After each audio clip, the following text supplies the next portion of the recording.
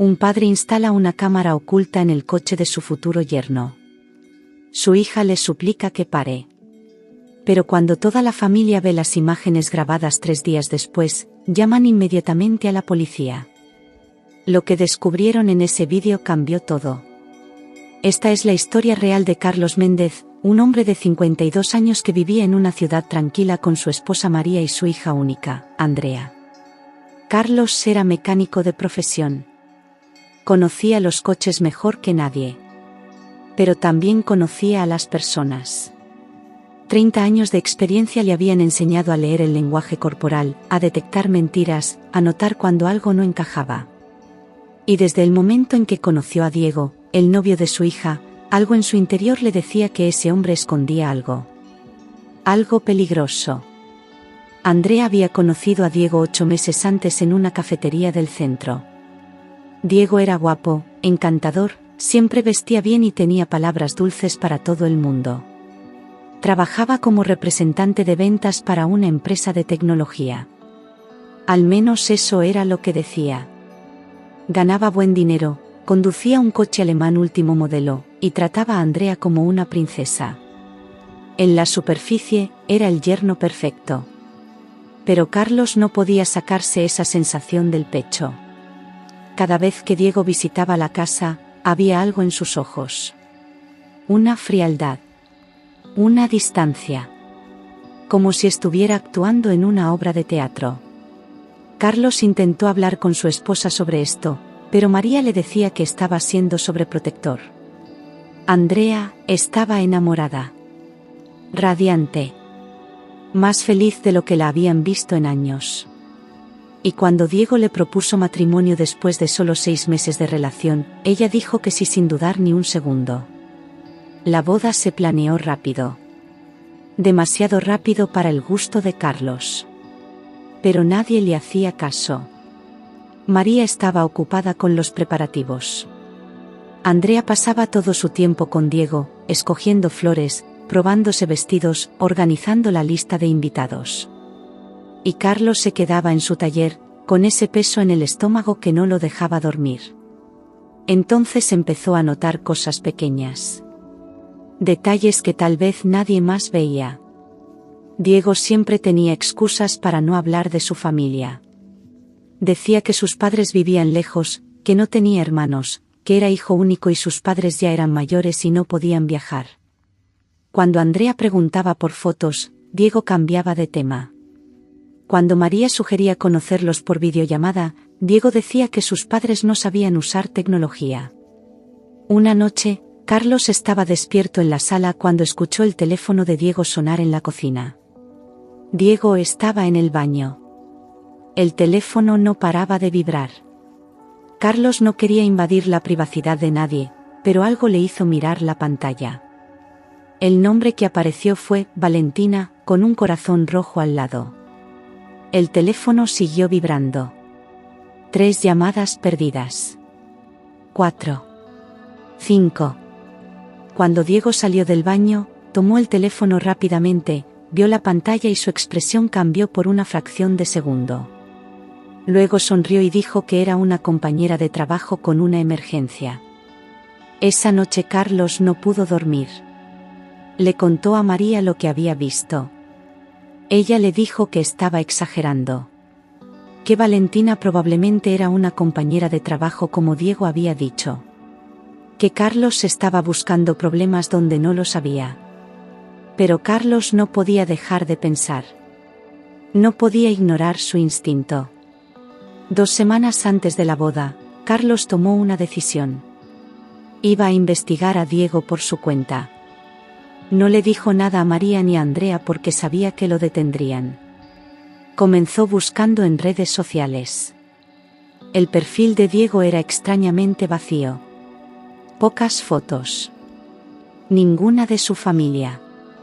Sus publicaciones empezaban hace apenas 1 año. Como si antes de eso, Diego no hubiera existido. Carlos contrató a un investigador privado. Le dio toda la información que tenía sobre Diego. Nombre completo, dirección, lugar de trabajo.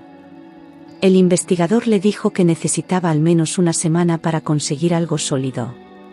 Pero la boda era en 10 días. Carlos no tenía tanto tiempo.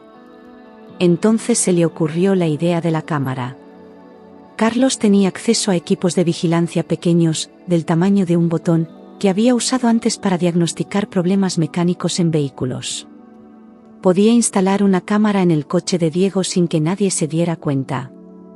Grabaría todo. ¿A dónde iba Diego? ¿Con quién hablaba? ¿Qué hacía cuando no estaba con Andrea? El problema era cómo acceder al coche. Diego era cuidadoso con sus llaves. Nunca las dejaba solas. Pero una tarde, Diego y Andrea fueron a la casa para cenar. Durante la comida, Carlos fingió que necesitaba revisar algo en el coche de Andrea que estaba estacionado al lado del de Diego. Le pidió prestadas las llaves a Andrea. En ese momento, también tomó las llaves de Diego de la mesa de la entrada, donde Diego las había dejado al llegar. Salió al garaje. Abrió el coche de Diego. Su corazón latía tan fuerte que pensó que todos podrían escucharlo dentro de la casa. Instaló la cámara pequeña debajo del tablero, apuntando hacia el asiento del conductor y el pasajero. Conectó la batería para que pudiera grabar durante días sin parar. Guardó la grabación en una tarjeta de memoria que podía revisar después. Todo el proceso tomó menos de 5 minutos. Cuando regresó a la casa, devolvió las llaves a su lugar. Nadie notó nada. Diego y Andrea seguían conversando con María sobre el menú de la boda.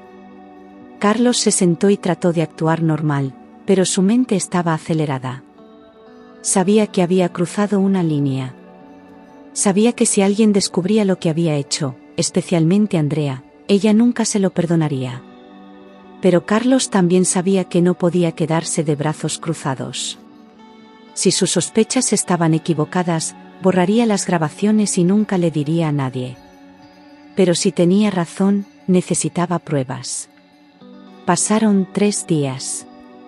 Carlos revisaba la cámara cada noche cuando todos dormían. Los primeros días no había nada inusual. Diego iba al trabajo. Iba al gimnasio. Visitaba a Andrea. Todo parecía normal. Carlos empezó a pensar que tal vez María tenía razón. Tal vez estaba siendo paranoico. Tal vez Diego realmente era un buen hombre y él estaba arruinando la felicidad de su hija por nada. Pero entonces, en la tarde del tercer día, algo cambió. Carlos revisó la grabación de esa tarde y vio algo que hizo que su sangre se congelara. Diego había recogido a alguien. Una mujer. Joven, tal vez de la misma edad que Andrea. Rubia. Bonita. Se subió al asiento del pasajero y Diego la besó. No fue un beso amistoso. Fue un beso apasionado. Largo. Íntimo. La mujer se reía. Diego le acariciaba el cabello. Hablaban en voz baja pero la cámara captaba algunas palabras. ¿Cuándo vas a terminar con esto?, preguntó la mujer. Pronto, respondió Diego. Solo necesito que se case conmigo primero. Después del matrimonio, tengo acceso a todo. Su familia tiene dinero. El viejo tiene su negocio, la casa está a nombre de la madre. Una vez que esté casado, puedo empezar a mover cosas. ¿Y qué vas a hacer con ella?, preguntó la mujer. Diego se rió. No te preocupes por eso. Andrea es ingenua. Hace todo lo que le digo. Una vez que tenga el control de las finanzas, poco a poco voy a ir sacando dinero. En 1 año, tal vez 2, me divorcio y nos vamos. Tú y yo. Como siempre planeamos. La mujer sonrió. Te amo. Yo también te amo, Valentina. Carlos sintió que el mundo se derrumbaba a su alrededor. Tuvo que pausar el vídeo. Sus manos temblaban tanto que apenas podía sostener el teléfono. Respiró profundo. Siguió viendo. La conversación continuó. Diego le contó a Valentina cómo había investigado a Andrea antes de acercarse a ella. Cómo había descubierto que su familia tenía dinero. Cómo había planeado cada paso para ganarse su confianza. Cómo había fingido ser el hombre perfecto. Pero lo peor vino después. Diego le dijo a Valentina que tenía contactos. Gente que podía hacer que las cosas desaparecieran si era necesario. Habló de cómo, si Carlos seguía siendo un problema, si seguía haciendo preguntas, tendría que encargarse de él. Lo dijo con tanta frialdad que Carlos supo que no estaba bromeando. Este hombre era peligroso. No solo era un estafador. Era alguien capaz de violencia. Carlos apagó el teléfono. Se quedó sentado en la oscuridad de su taller durante lo que parecieron horas, pero fueron solo minutos. Sabía lo que tenía que hacer. Pero también sabía que esto iba a destrozar a Andrea. Iba a romperle el corazón. Iba a destruir todo lo que ella había construido en su mente sobre su futuro con Diego. Subió a la casa. Era tarde. María y Andrea estaban en la sala, revisando las últimas confirmaciones de los invitados. La boda era en 4 días. Las tarjetas ya estaban enviadas. El vestido estaba listo. Todo estaba pagado. Necesito que vean algo, dijo Carlos. Su voz sonaba rara incluso para él. Temblorosa. Rota. María lo miró extrañada. ¿Qué pasa? ¿Estás bien? Solo, necesito que vean esto. Las dos. Ahora. Andrea dejó su libreta. Papá, ¿qué está pasando? Me estás asustando. Carlos conectó su teléfono al televisor. Sus manos todavía temblaban. Puso el vídeo desde el principio, desde el momento en que la mujer se subió al coche de Diego. Al principio, Andrea no entendía qué estaba viendo. ¿Por qué tienes un vídeo del coche de Diego? Papá, ¿qué hiciste? Solo mira, dijo Carlos. Cuando Diego besó a la mujer, Andrea se quedó paralizada. María se llevó las manos a la boca. El silencio en la sala era ensordecedor. Solo se escuchaba el audio del vídeo. Las palabras de Diego. Su plan. Su confesión fría y calculada sobre cómo estaba usando a Andrea. Cómo la veía como un medio para conseguir dinero. Cómo hablaba de deshacerse de Carlos si era necesario. Andrea comenzó a llorar antes de que el vídeo terminara. No eran lágrimas silenciosas. Era un llanto profundo, desgarrador, el tipo de llanto que viene cuando tu mundo entero se derrumba. María la abrazó. Ella también lloraba. Carlos pausó el vídeo. Lo siento, dijo Carlos. Siento haber invadido su privacidad. Siento haber instalado esa cámara sin permiso. Pero no podía quedarme sin hacer nada. Sabía que algo estaba mal. Andrea no podía hablar.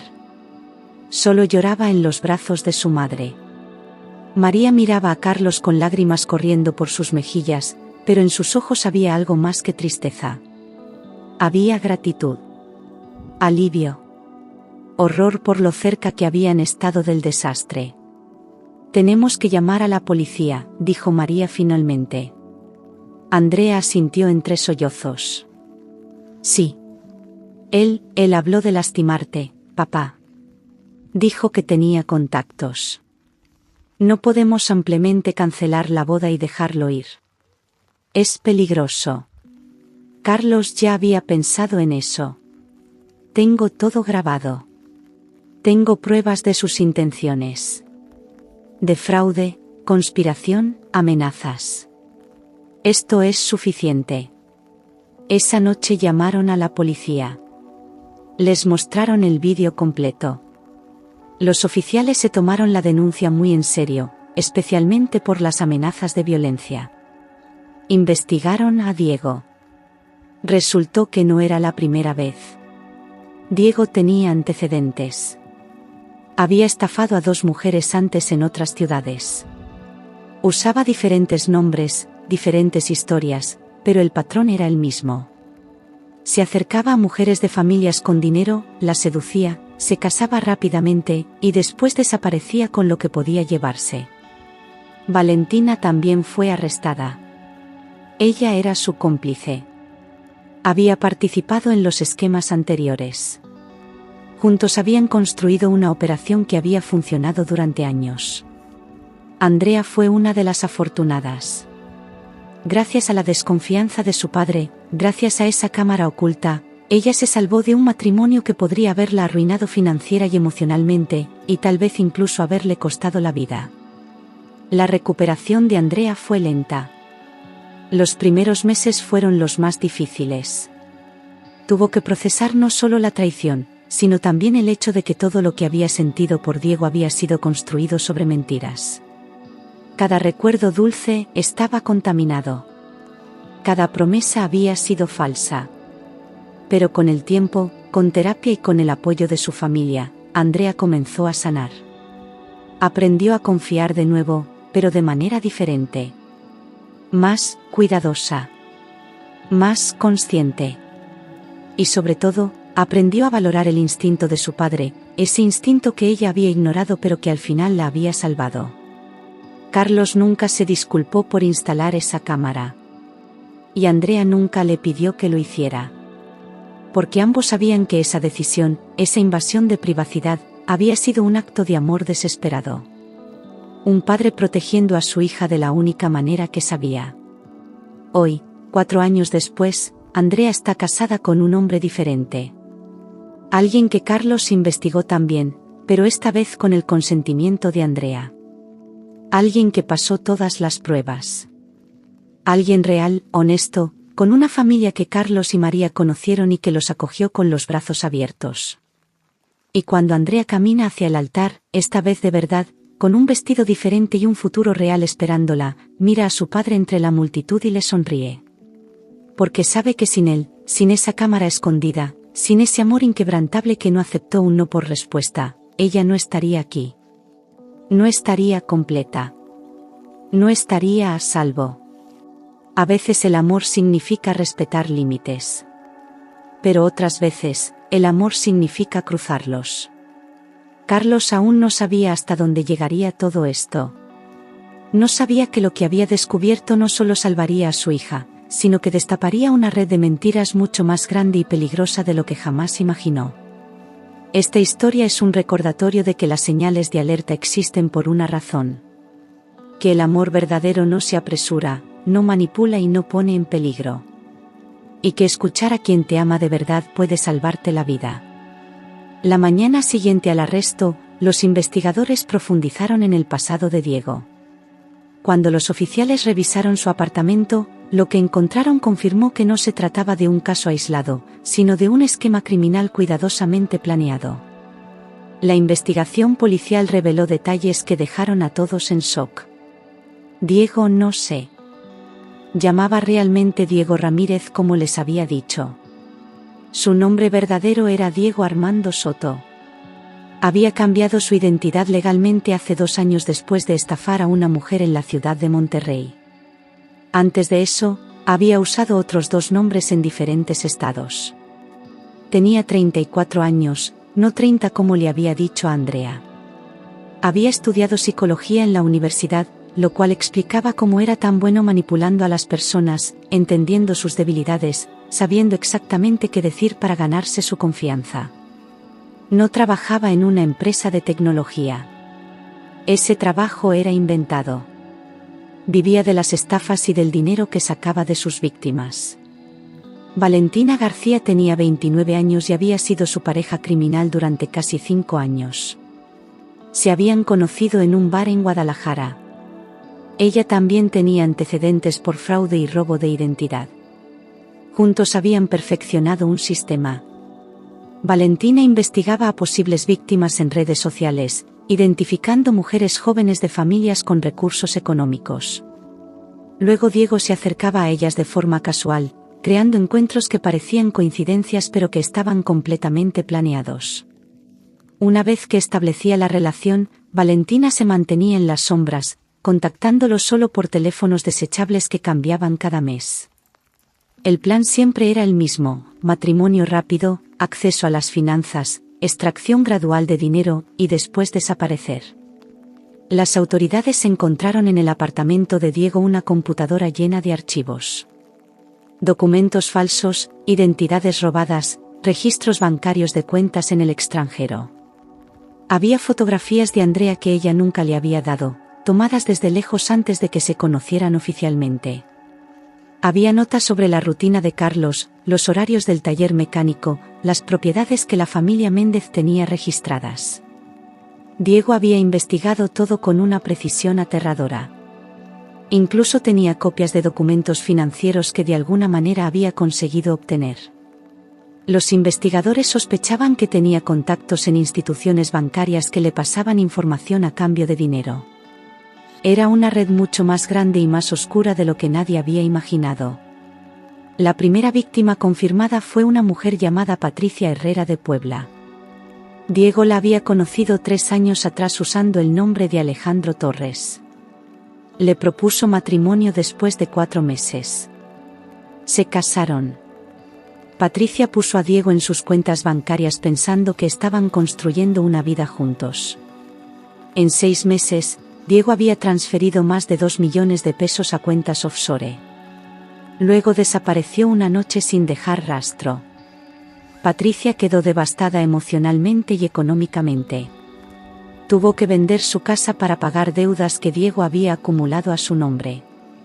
Cuando vio las noticias sobre el arresto de Diego, finalmente tuvo respuestas después de años de preguntas sin resolver. Lloró de alivio al saber que no estaba loca, que no había sido su culpa. La segunda víctima fue Daniela Ramos de Querétaro. Diego había usado el nombre de Roberto Mendoza con ella. La historia era casi idéntica. Conocimiento casual en una librería. Cortejo intenso. Matrimonio rápido después de 5 meses. Acceso a sus finanzas. Pero con Daniela, Diego cometió un error. El hermano de Daniela era abogado y comenzó a hacer preguntas cuando notó transferencias sospechosas. Diego sintió el peligro y desapareció antes de poder sacar tanto dinero como quería. Aún así, se llevó cerca de 800.000 pesos. Daniela presentó una denuncia pero nunca encontraron a Diego porque había cambiado su identidad nuevamente. La policía nunca conectó los casos hasta ahora porque los nombres eran diferentes, las ciudades eran diferentes, y Diego era cuidadoso de no dejar un patrón obvio que pudieran rastrear. Valentina confesó todo cuando los investigadores le ofrecieron un trato menor si cooperaba. Explicó cómo seleccionaban a las víctimas. Tenían criterios específicos: mujeres entre 25 y 35 años, educadas pero emocionalmente vulnerables, de familias con negocios propios o propiedades significativas, preferiblemente hijas únicas o con pocos hermanos para evitar demasiada interferencia familiar. Andrea encajaba perfectamente en el perfil. Valentina admitió que habían estado vigilando a Andrea durante 2 meses antes de que Diego finalmente se acercara a ella en esa cafetería. El encuentro no fue accidental. Diego sabía que Andrea iba ahí todos los martes por la tarde a trabajar en su laptop. Había practicado su entrada, su sonrisa, sus primeras palabras. El teléfono de Diego contenía mensajes entre él y Valentina que revelaban la verdadera naturaleza de su relación. No era amor genuino como ellos afirmaban en el vídeo. Era una asociación criminal fría y calculadora. Se peleaban frecuentemente por dinero.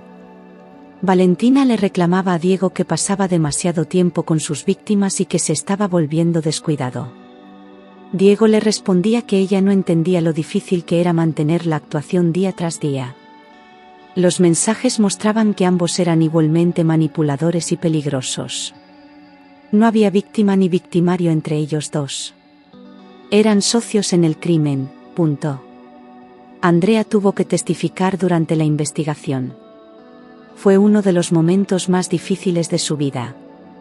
sentarse frente a los investigadores y responder preguntas sobre su relación con Diego, sobre cómo se habían conocido, sobre los detalles íntimos de su noviazgo.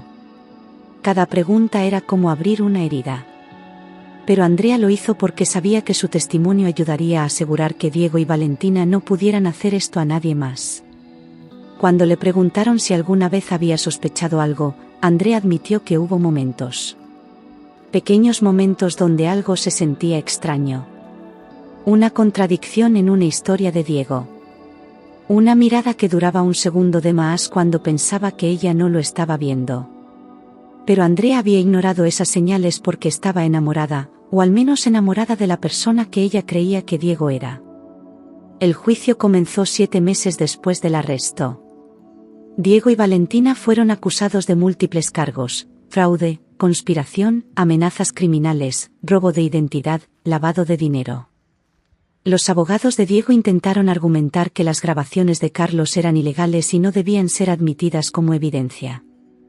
Pero el juez determinó que dado el contenido del vídeo, específicamente las amenazas contra la vida de Carlos, la grabación era admisible bajo circunstancias extraordinarias.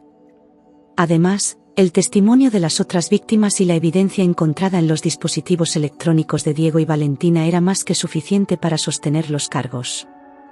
El juicio duró 3 semanas. Andrea asistió a cada día de las audiencias, sentada entre sus padres, enfrentando al hombre que casi destruye su vida. Durante el juicio, Diego intentó una última manipulación. Pidió hablar directamente con Andrea. Su abogado presentó una moción diciendo que Diego quería disculparse, que había encontrado a Dios en la cárcel, que estaba arrepentido. El juez permitió un momento supervisado. Andrea aceptó contra los consejos de todos. Cuando Diego entró a la sala de conferencias esposado, miró a Andrea con esos mismos ojos que una vez la habían hecho sentir amada. Comenzó a hablar con voz suave, diciendo que lo sentía, que había perdido el camino, que ella era especial y que nunca había querido hacerle daño.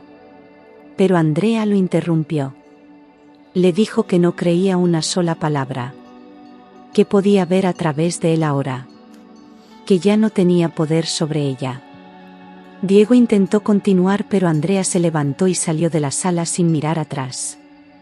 El veredicto fue unánime. Culpable en todos los cargos. Diego fue sentenciado a 18 años de prisión sin posibilidad de libertad condicional antes de cumplir al menos 12. Valentina recibió 15 años por su cooperación parcial. Las otras víctimas, Patricia y Daniela, estuvieron presentes cuando se leyó la sentencia. Las 3 mujeres se abrazaron afuera de la corte. Habían sido extrañas conectadas por la misma pesadilla, pero ahora compartían algo más: justicia. Patricia le agradeció a Carlos personalmente. Le dijo que ella había tenido dudas también sobre Diego cuando lo conoció con otro nombre, pero no había tenido un padre que la protegiera. Sus propios padres habían muerto años antes. Había estado sola. Carlos la abrazó y le dijo que sentía mucho que hubiera pasado por eso. Los medios de comunicación cubrieron el caso extensamente. Se convirtió en noticia nacional. Las estaciones de televisión querían entrevistar a Andrea y Carlos, pero ambos rechazaron. No querían atención. Solo querían seguir adelante con sus vidas. Sin embargo, el caso atrajo atención sobre un problema más grande: el fraude matrimonial y cómo los estafadores se aprovechan de personas vulnerables en busca de amor. Organizaciones de protección al consumidor comenzaron a ofrecer seminarios sobre señales de alerta en relaciones. El caso de Diego y Valentina se usó como ejemplo en presentaciones sobre seguridad personal y financiera.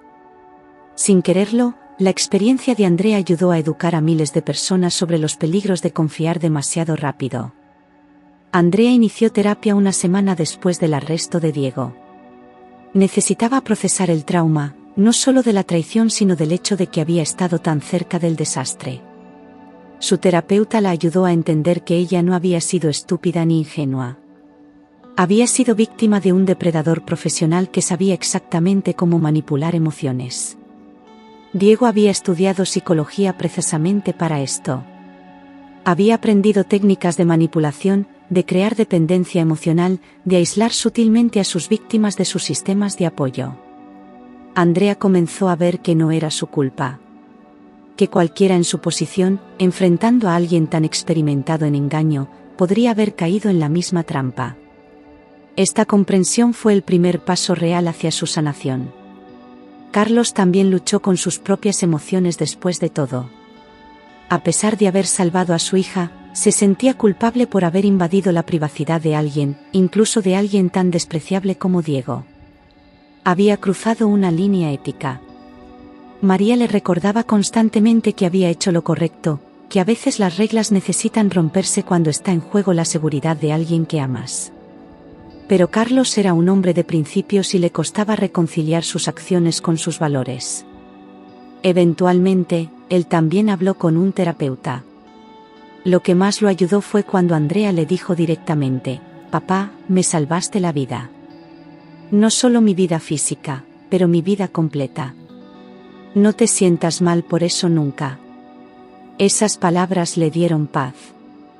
El taller mecánico de Carlos se volvió inesperadamente famoso después del caso.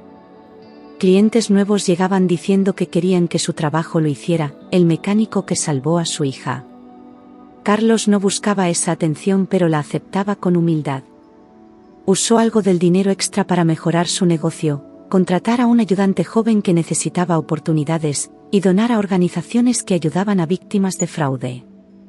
María bromeaba diciendo que Diego había hecho una cosa buena sin querer, había dado publicidad al negocio de Carlos. Pero luego se ponía seria y decía que no había nada bueno que pudiera venir de Diego, solo lecciones sobre lo que debe evitarse en este mundo. Patricia Herrera, la primera víctima, encontró en Andrea una amiga inesperada. Se mantuvieron en contacto después del juicio. Patricia estaba reconstruyendo su vida lentamente. Había conseguido un trabajo nuevo en administración, estaba ahorrando para comprar una casa pequeña, y había comenzado a salir con alguien que conoció a través de amigos comunes, alguien que toda su familia conocía y aprobaba. Le dijo a Andrea que ahora era extremadamente cuidadosa, quizás demasiado, pero prefería eso a volver a ser víctima. Andrea entendía completamente. Ambas habían aprendido que la confianza es preciosa y debe ganarse con tiempo, no con palabras bonitas y gestos románticos apresurados. Habían pagado un precio alto por esa lección, pero al menos habían sobrevivido para aprenderla. Daniela Ramos, la segunda víctima, usó su experiencia para convertirse en activista. Comenzó un blog llamado Señales de Alerta, donde compartía historias de víctimas de fraude romántico. Entrevistaba a expertos en psicología sobre técnicas de manipulación. Ofrecía recursos para personas que sospechaban estar en relaciones abusivas o fraudulentas. Su blog se volvió viral. Miles de personas compartían sus propias historias en los comentarios. Daniela se dio cuenta de que Diego y Valentina no eran casos únicos.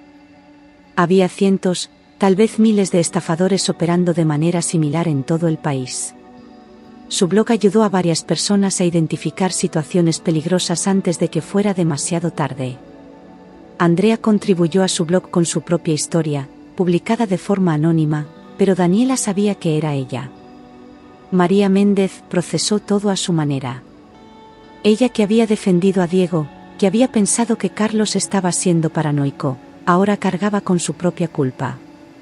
¿Por qué no había visto las señales? ¿Por qué había sido tan rápida en descartar las preocupaciones de su esposo? Habló con Carlos sobre esto una noche, llorando, disculpándose por no haberlo escuchado. Carlos la abrazó y le dijo que no había nada que perdonar. Diego era un profesional del engaño. Su trabajo era ser convincente. Había engañado a todos, no solo a ella. Lo importante era que al final, como familia, habían protegido a Andrea. Eso era lo único que importaba. María aceptó sus palabras, pero decidió que de ahora en adelante, siempre escucharía cuando Carlos tuviera un presentimiento sobre algo. Su instinto había salvado a su familia. El detective que había investigado el caso, el detective Ramón Torres, quedó impresionado por la determinación de Carlos. Le dijo que en sus 20 años de carrera policial, Había visto muchos padres preocupados, pero pocos que actuaran con tanta valentía para proteger a sus hijos. También le dijo que el vídeo de Carlos había sido la pieza clave de evidencia que permitió no solo arrestar a Diego sino conectar todos los casos anteriores y construir un caso sólido. Sin esa grabación, Diego probablemente habría escapado otra vez, cambiado de identidad nuevamente, y encontrado a su próxima víctima. El detective Torres añadió que si bien no podía oficialmente recomendar que los civiles instalaran cámaras ocultas sin consentimiento, entendía completamente por qué Carlos lo había hecho y personalmente pensaba que había salvado vidas.